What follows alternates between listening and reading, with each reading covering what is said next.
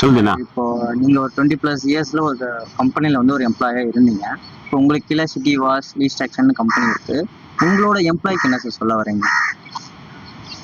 நீங்க எம்ப்ளாயா இருந்து இப்ப எம்ப்ளாயரா மாறி இருக்கீங்க. உங்களோட எம்ப்ளாயிஸ்க்கு என்ன சொல்ல வரீங்க? நான் வந்து எம்ப்ளாய்மெண்ட்டுக்கு அகெயின்ஸ்டான ஆளும் கிடையாது. எம்ப்ளாய்மெண்ட் வந்து மஸ்ட்.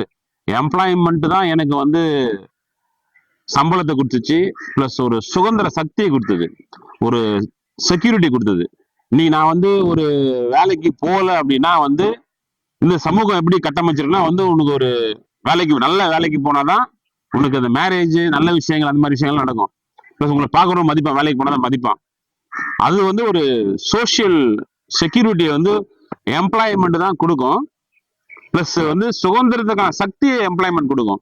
ஆனா நீங்க சுதந்திரமா ஆவறதுக்கு எம்ப்ளாய்மெண்ட் வந்து உங்களுக்கு கொடுக்காது. ஸோ வந்து நான் எப்பவுமே வந்து என் ஃப்ரெண்ட்ஸ் ஆகட்டும், நான் எம்ப்ளாய்மெண்ட் இருக்கும்போது என்னோட தாட் எப்படி தெரியுமா இருக்கும்?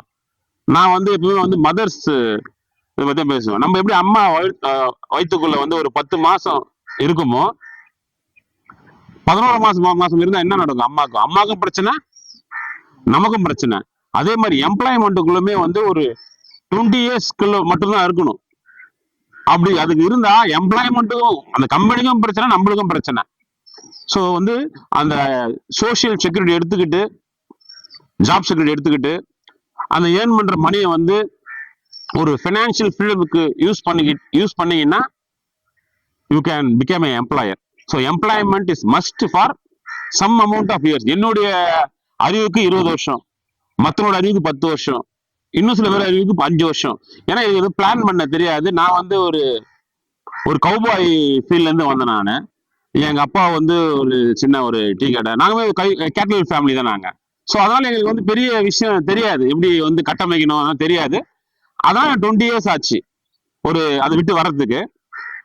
Paste on their intelligence, their capabilities வந்து ஒரு 5 இயர்ஸ் 10 இயர்ஸ் அந்த மாதிரி. பட் ஆனா ஒரு சில விஷயத்துக்குள்ள நீங்க வெளியே வந்துட்டீங்கன்னா மட்டும்தான் நீங்க நல்லது.